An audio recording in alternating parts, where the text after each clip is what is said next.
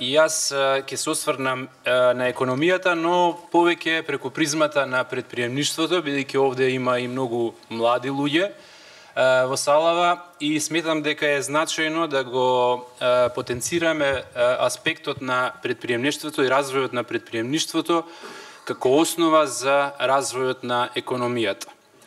Македонската економија, како што беше испомнато, во изминативе години добро се справи со сите предизвици и оствари стапки на раст кои што се меѓу највисоките во Европа. И во 2015 година стапката на раст на македонската економија ќе биде некаде околу 3,5%, што е меѓу 5-6 најдобри, највисоки стапки на раст во Европа. И тоа покажува дека, со оглед на тоа дека во континуитет секоја година го остваруваме тоа, дека сме меѓу најдобрите во Европа според економскиот раст, дека нешто правилно работиме и дека правилно се поставени економските политики. И тие политики опфаќаат многу аспекти, почнувајќи од даночната политика, од бизнис климата, од регулаторното окружување, од инфраструктурата, финансирањето на капитални проекти за кои што зборуваше колегата Мисајловски и многу други работи за кои што веројатно и од следните соговорници ќе слушнете и од председателот на ВМРО ДПМН Никола Груевски. Затоа јас ќе се фокусирам малку повеќе пред се на еден нов аспект кој што сакаме во иднина да зазема се позначено место во развојот на македонската економија, а тоа е предприемништвото. Предприемништвото и развојот на малите предпријатија представува рбетниот столб на развојот на европските економии, на модерната економија. Преку 85% од новите работни места во Европа денеска се креираат во мали и средни предпријатија и предприемништвото и малите и средни предпријатија се таа движечка сила на динамичните економии кои што имаат перспектива да и во посложени услови да се прилагодат и да најдат нови бизниси и нови области каде што ќе може да се оствари економски развој. Зошто е значајно предприемништвото? Јас ќе кажам три аспекти од кои што се значајни. Првиот е затоа што се креираат нови бизниси.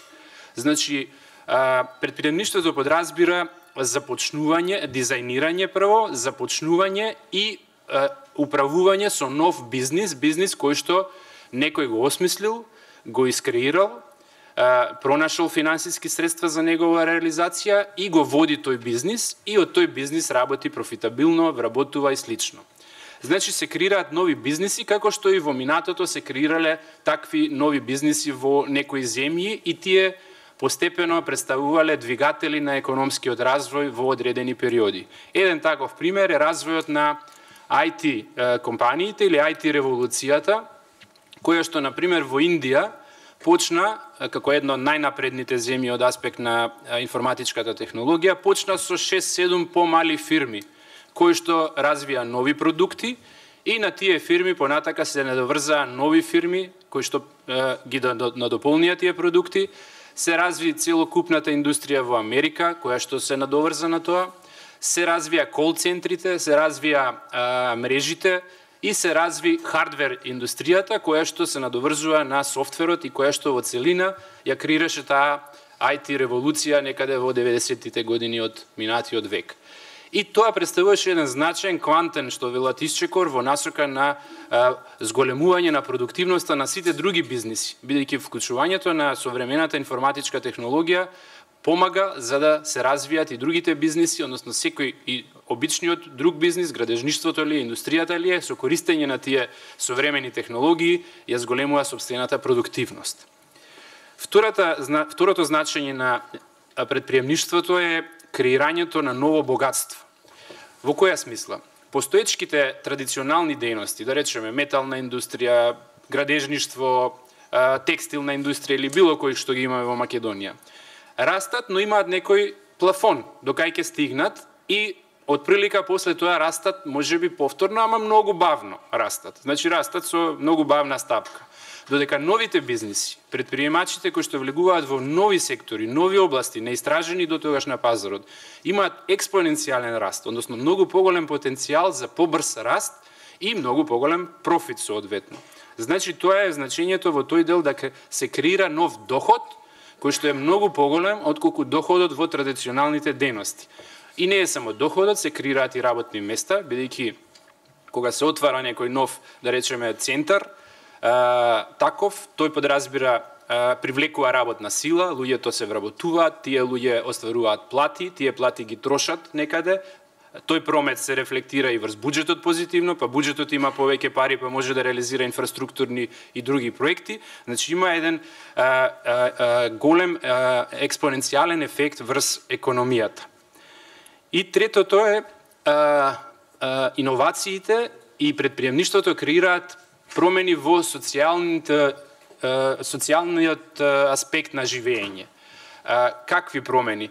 Еве, например, еден класичен пример е иновацијата и предприемништвото кое што доведе до смартфоните.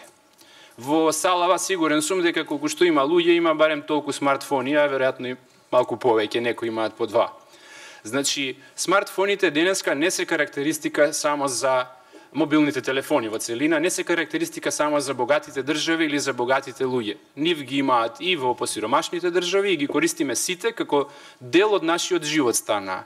Тие смартфони некој ги измислил, некој ги дизајнирал, некој се решил да започне бизнис, имал храброст, решил да го прави тоа, нашол средства, ризикувал, но истовремено, значи, нашол производ што навистина на пазарот се продава и од тоа потоа остварил многу голем профит и креирал многу работни места и има многу експоненцијални други ефекти врз квалитетот на работењето на секој бизнисмен во денешно време.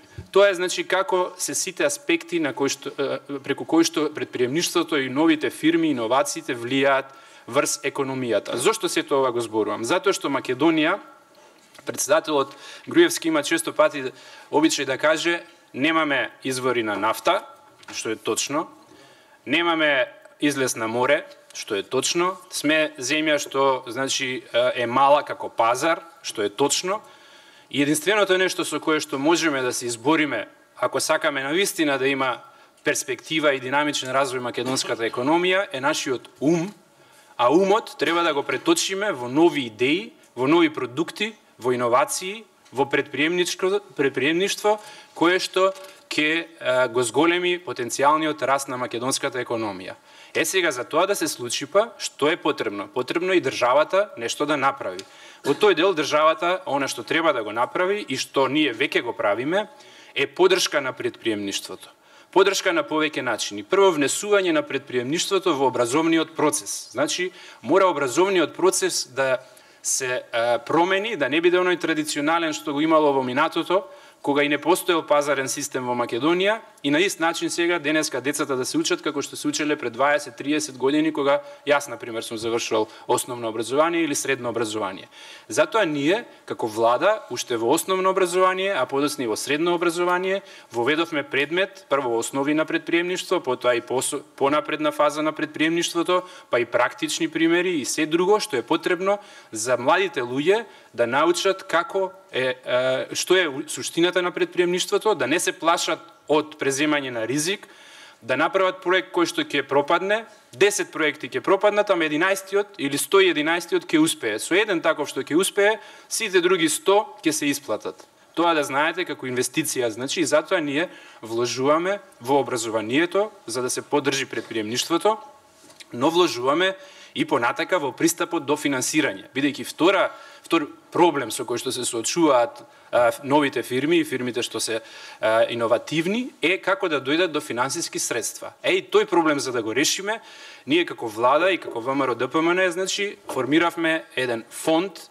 за иновации и предприемништво кој што финансира такви стартап проекти, нови проекти, иновативни проекти, проекти кои што имаат потенцијал да се развијат и понатака да бидат или откупени од некоја голема фирма и на тој начин да резултира тоа успех, или пак да се развијат самите и на тој начин да креираат и потенцијал и доход и работни места во Република Македонија. Тој фонд за иновации дава значи на грант основа средства, во голем дел е на грант основа, еден дел и на поинаква основа, но голем дел се грант средства, на пример до 100.000 евра за нови проекти кои што имаат инвестициски или иновативен потенцијал, и веќе имаше, тој фонд веќе функционира и имавме такви огласи, конкурси на кои што веќе првите компании добија средства. Најчесто се тоа компании од информатичката технологија, но да не биде ексклузивно сватено дека иновациите се само во областа на ICT, на информатичко-комуникацијската технологија. Напротив, и во многу други области има, ги има и во уметноста, ги има и во спортот, ги има и во дизајнот, ги има и во други области. Вие ја знаете, можеби сте слушнале за FX3X компанијата што работи во Македонија, која што ги прави сите сценски ефекти за филмовите на Џорџ Лукас и на други најпознати, да речем, филмови во светот, што се од научна фантастика и од слично, каде што сите оние ефекти што ги гледаме на екраните се произведуваат во Македонија. За тоа да се направи, некој го мислел, го смислил, значи имал идеја и имал знаење, умешност како да го направи. Ете, тоа е еден начин како да се развие еден бизнис и како од такви бизниси може многукратно да се зголеми растот на македонската економија. Сето тоа создава ефекти и врз вработеноста, односно решавање на проблемот на невработеноста, што самите знаете е еден од клучните наши проблеми. За да не одам понатака, бидејќи председателот сигурен сум ќе зборува за економијата и за невработеноста и за другите аспекти, јас ќе застанам тука, сакав само посебен акцент да ставам, бидејќи има многу млади луѓе на овој елемент на иновациите, на претприемништвото, како потенцијал за многу подинамичен развој на македонската економија и за подобри перспективи на Република Македонија. Благодарам.